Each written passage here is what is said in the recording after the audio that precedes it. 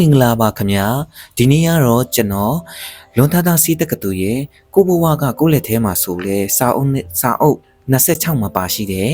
စူတောင်းနေပြည့်ချင်းဆိုတဲ့စာပိုက်လေးကိုကျွန်တော်အတန်စာအုပ်ဖြစ်ဖတ်ပြသွားမှာပဲဖြစ်ပါတယ်ကျွန်တော်ဟိုအရင်ကစုတွေတောင်းတဲ့အခါစိတ်ထဲမှာဖြစ်ချင်လို့စိတ်ရယူလို့စိတ်လောဘတွေဇောတွေပါဝင်နေခဲ့ဘူးပါတယ်ကိုဖြစ်ချင်တာတွေဖြစ်ခွင့်ရဖို့အတွက်တော့အဋိဌံတွေဝင်ရတရားတွေချေအဆောင်တွေလည်းလုပ်ခဲ့ဘူးပါတယ်ဆူတောင်းတွေပြီးတဲ့အခါရှိတယ်လို့ဖြစ်မလာတဲ့အခါမျိုးတွေလည်းရှိခဲ့တာပါပဲအခုပြန်တွေးကြည့်လိုက်တော့ငါတော်တော်လိုချင်လောဘဖြစ်ခဲ့တာလားလို့ကိုပြန်တတိယမိပါတယ်အခုအသက်လေးရလာတော့ဖြစ်ချင်စိတ်တွေမပြင်းတော့တာတော့တတိထားမိလာပါတယ်မြတ်စွာဘုရားရှင်ရှေ့မှာဆူတောင်းပြီးကိုယ်လောဘတွေဖြစ်နေပြီလို့တတိထားမိလာပါတယ်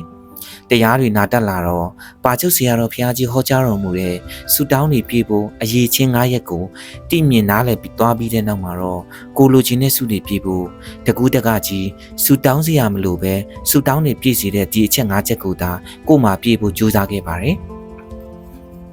ဆူတောင်းတွေပြေဖို့ပထမဆုံးကိုမှထားရှိရမှာတော့တရားပဲဖြစ်ပါတယ်မြတ်စွာဘုရားရှင်ရဲ့အတိညာဉ်အပေါ်ယုံကြည်တဲ့တရားကုသိုလ်ကောင်းမှုတွေပြုဖို့အမြဲထက်သန်နေတဲ့တရားရှိရမှာပဲဖြစ်ပါတယ်ဆူတောင်းတွေပြေဖို့ဒုတိယအရေးအချင်းကတော့၅ပါးသီလလုံခြုံဖို့ကြိုးစားရမှာပါကျွန်တော်တို့ကမနက်ဖြန်မိုးလင်းဖျားရှိခိုးချိန်မှာ၅ပါးသီလခံယူတည်ဆောက်လိုက်ပြီးတစ်နေ့တာလုံးမကျူးပအောင်လုံခြုံစောင့်ထိန်ဖို့ကြိုးစားရပါမယ်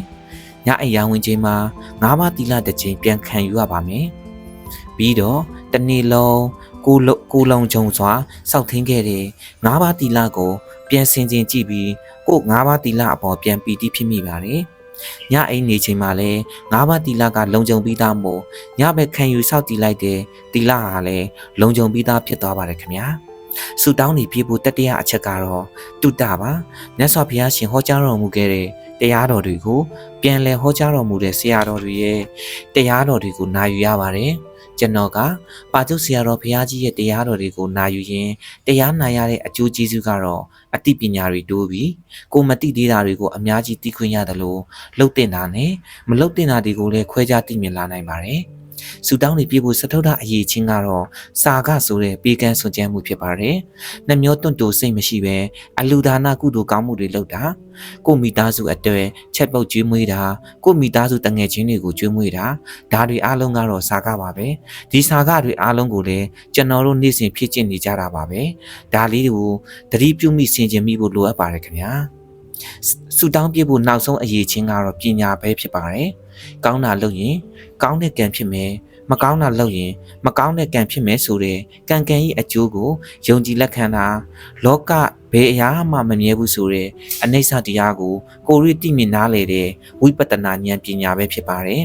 ဒီပညာဖြစ်ဖို့ဝိပဿနာတရားကိုတော့လေးလေးနက်နက်ကျင့်ကြံအားထုတ်ဖို့လိုအပ်ပါတယ်